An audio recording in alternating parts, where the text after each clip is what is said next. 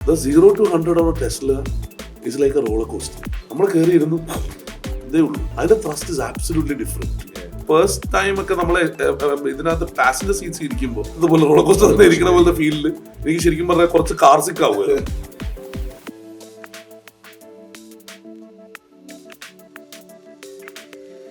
ഒരു ഫ്ലഡ് ഉണ്ടായി കഴിഞ്ഞ നമുക്ക് ഇതിൽ ഫ്ലഡ് ഉണ്ടായല്ലോ. അപ്പൊ ആ സമയത്ത് എന്റെ വണ്ടി വെളിയിലായിരുന്നു പാർക്ക് ചെയ്തിരുന്നത്. അതെന്ന് വെച്ചാൽ നമ്മുടെ വീട്ടിലോട്ടുള്ള എൻട്രൻസ് റെംറാമായിരുന്നു നമ്മൾ താമസിക്കുന്നത്, സ്പോർട്സ് സിറ്റിയുടെ ബാക്ക് സൈഡിലാണ്.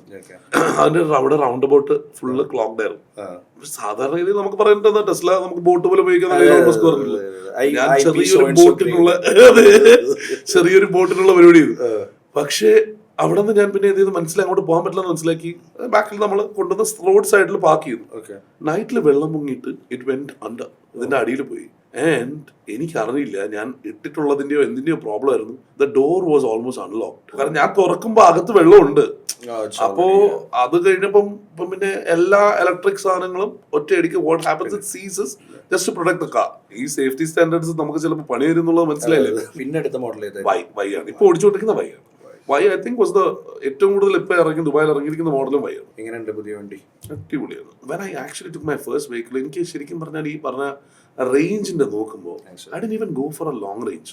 ഞാൻ പറഞ്ഞ നോർമൽ റേഞ്ച്, കാരണം ഇൻസൈഡ് സിറ്റി അല്ലേ ഉള്ളൂ എന്ന് വിചാരിച്ചു. നമ്മൾ ഇലക്ട്രിക് വെഹിക്കിൾ എടുക്കുന്ന സമയത്ത് നമ്മൾ ശരിക്കും പറഞ്ഞാൽ റേഞ്ച് എത്ര കൂടുന്നു അത്രയും നല്ലതെന്ന് പറയാൻ കാരണം എന്താണെന്ന് വെച്ചാൽ ഈ ഇലക്ട്രിക് വെഹിക്കിളിലെ charge that you are using for your kilometers is the same charge that you are using for charging your phone, is the same charge that you're using for your odometers, everything. So whatever extra you're doing is also going from the same charge. അപ്പൊ ആ charge തന്നെ പോകുന്ന സമയത്ത് ശരിക്കും ഈ 100 ഒക്കെ നമ്മൾ ആലോചിക്കുമ്പോൾ നമ്മൾ ഓപ്റ്റിമം സ്പീഡിന്റെ മുകളിൽ പോയാൽ തന്നെ ദ ചാർജ് പോകുന്ന രീതി വിൽ ബി ഹയർ. അപ്പൊ അത്രയും കൊണ്ട് തന്നെ നമ്മളൊന്ന് ആലോചിക്കുമ്പോൾ ഈ 100 കിലോമീറ്റേഴ്സിന്റെ എക്സ്ട്രാ ചാർജ് ഉണ്ടെങ്കിൽ it's huge. Why in the range is quite amazing. How much is it? 520 kilometers. It's a brilliant range. കാരണം നമുക്ക് സിറ്റി ഓട്ടേ ഉള്ളൂ, but still it's an amazing range. ഞാൻ ടെസ്ല എടുത്തിട്ട് എനിക്ക് ഒരു വർഷം ആക്ച്വലി എനിക്ക് ശരിക്കും പറഞ്ഞാൽ ഒരു വർഷം 4 മാസവും കിട്ടി. കാരണം ബാക്കി എല്ലാം കൂടി ചേർത്തിട്ട് കാരണം കൊറോണയുടെ ടൈമും കൂടിയായിരുന്നു. They wanted people to take electric cars എന്നുള്ളത് വെച്ചിട്ടുള്ള ഇൻസെന്റീവ് ആയിരുന്നത്. ഫ്രീ ആയിരുന്നു. They have not started charging us even the 40 dirhams നമ്മുടെ മറ്റേ എല്ലാ മാസവും അതുപോലും ഇതിനും ചാർജ് തുടങ്ങിയിട്ടില്ല. അതിന്റെ റീസൺ എന്താണെന്ന് വെച്ചാൽ നമ്മുടെ മാപ്സ്, അതായത് Tesla maps are still being graded. നമ്മുടെ ഇപ്പോഴും അതുകൊണ്ട് നമുക്ക് ഇപ്പോഴും ഓട്ടോണോമസ് ആയിട്ട് ഓടിക്കാൻ പറ്റില്ല. ഇല്ല, it's only adaptive cruise control മാത്രമേ ഉള്ളൂ. We don't have a proper autonomous drive.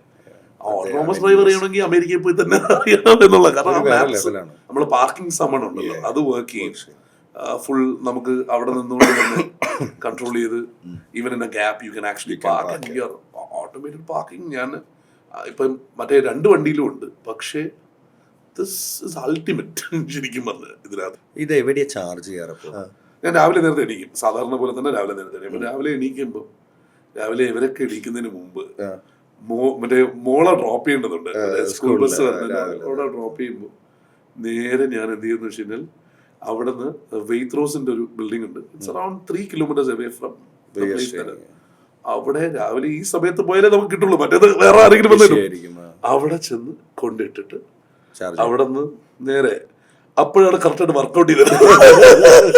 അവിടെ നിന്ന് നേരെ ജോഗിങ് പോയി നേരെ ഓടി ഇതെല്ലാം കഴിഞ്ഞ് എന്ത് ചെയ്യുന്ന വെച്ച് കഴിഞ്ഞാല് പോകുന്ന സമയത്ത് നമ്മുടെ ഒരു ഫ്രണ്ട് ഉണ്ട് അപ്പുറത്ത് താമസിക്കുന്നത്. പുള്ളിയുടെ അടുത്ത് പറഞ്ഞിട്ട് പുള്ളി എന്നെ വെയ്ത്രോസിന്റെ അവിടെ ഡ്രോപ്പ് ചെയ്ത് അവിടെ നിന്ന് കാർ തിരിച്ചു വീട്ടിൽ പോവുക. അങ്ങനെയായിരുന്നു ഓൾമോസ്റ്റ് എ മന്ത്. അപ്പം ഭാര്യക്കൊക്കെ ദേഷ്യം എന്ന് പറയും. കാരണം എന്ന് വെച്ചാൽ ഞാനീ മറ്റേ ഇത് രാവിലെ അങ്ങ് പോവുക. ഇപ്പം you go to any mall you have around 20 to 25 chargers in almost every mall. ഞാൻ പറയണത് 4 വർഷം മുമ്പുള്ള കാര്യം, 2021. അപ്പോ ആ സമയത്ത് ഒന്നും ആയിട്ടില്ല. മോൾ ഓഫ് എംബറൻസിലൊക്കെ ചാർജർ വെച്ചിട്ട് മറ്റേ കവർ ഊരിയിട്ടില്ല ആ സമയത്ത്. ഇപ്പം എല്ലായിടത്തും ഇപ്പം enough and more, but more vehicles.